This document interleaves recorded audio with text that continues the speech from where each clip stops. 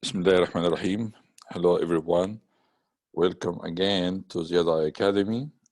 And uh, uh, today's case is one of the most difficult situations that I have faced in the cataract surgery, subluxated lens, manual small incision cataract surgery.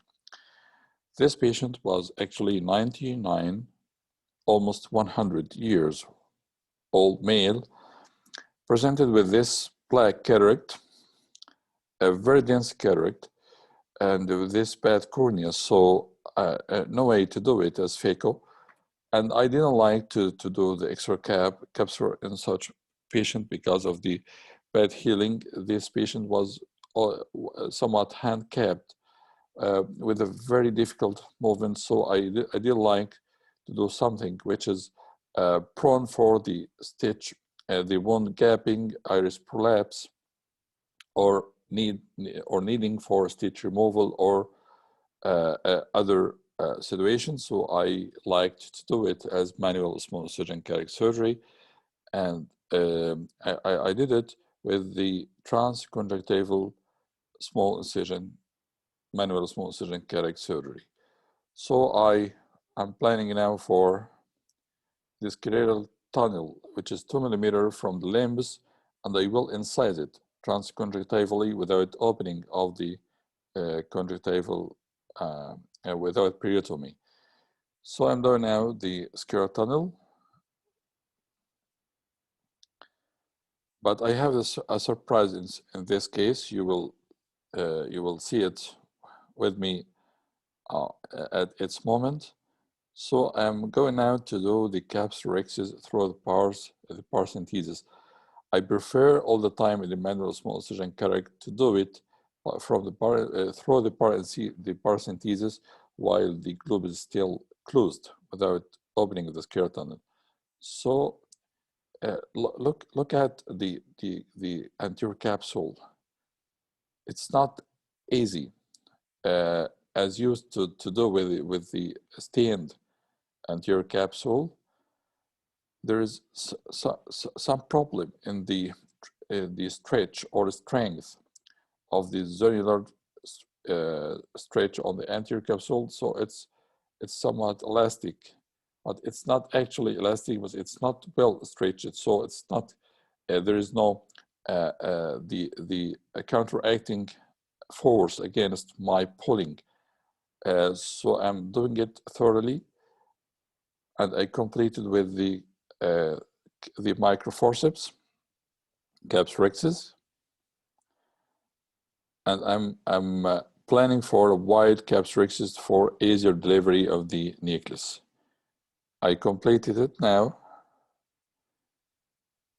Then I will go for completion of the scleral tunnel with some bleeding, but I didn't do any cautery in this points not to distort it because it's transconjunctivally, and I will complete the tunnel despite all these pitfalls. It was 6.5 millimeter wide outside, but the inside will be 8.5 millimeter wide. Then I will enter the antechamber by the keratome with the lamellar incision to keep it tight and watertight and lamellar coapting wound. Then I will try to deliver this big nucleus after some hydrodissection. And here you will find the surprise which I found. The lens is moving with me, all the lens, the nucleus with the capsule is moving. Look at this moment, you will find that the red receipt is shining and the zonules are almost none. So the lens as all is moving with me.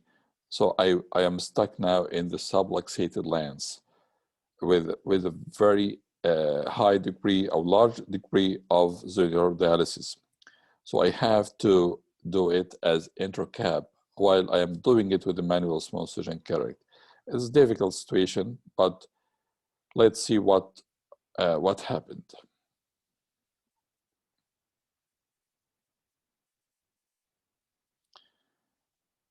I'm thinking now how to deal with. Then I tried to support the bag to deliver the nucleus and keep the bag in place, but these trials failed to do a good job. Then I took the decision not to leave it to drop in the posterior segment, and I have to deliver all these nucleus with the bag in the anterior chamber as the usual with the manual small incision cataract. Then I delivered it by the sandwich-like technique scope with the Senesky. Then I pushed it from inside. It's a very big, dense brown cataract, as you see. Now, I have no problem just how to implant the intraocular lens for this patient. I was washing all the cortical matter, and fortunately, there is no vitreous prolapse up till now. So this is the lens, and I'm doing now my modified technique of the scleral fixation by putting, this is not with hold haptics, and I'm not trusting this haptics to support these sutures at its point, because it will move. It will not fix it to a single point.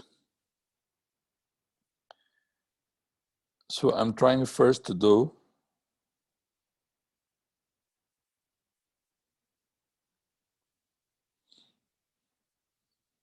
then when I completed the putting of the two sides of sutures, I entered the lens inside of the eye. But I was talking about the modified technique, the usual way of this type of scale fixation to put it at 3 and 9 o'clocks.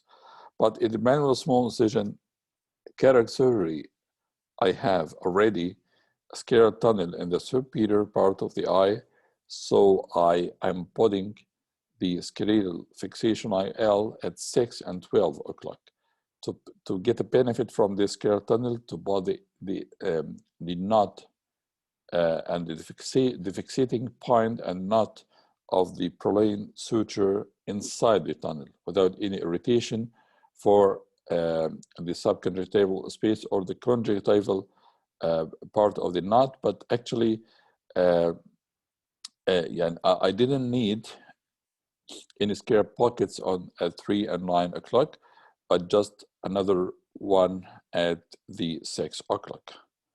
So I bought the lens, and I'm now suturing the superior point to the scleral tunnel itself.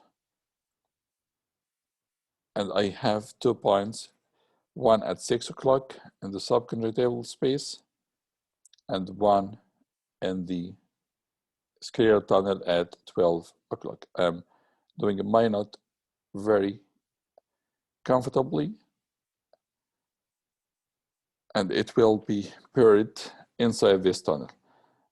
I'm closing now the conjunctival ends by the cautery, and then cauterizing the conjunctiva at the superior part using the cautery. As you see, then I will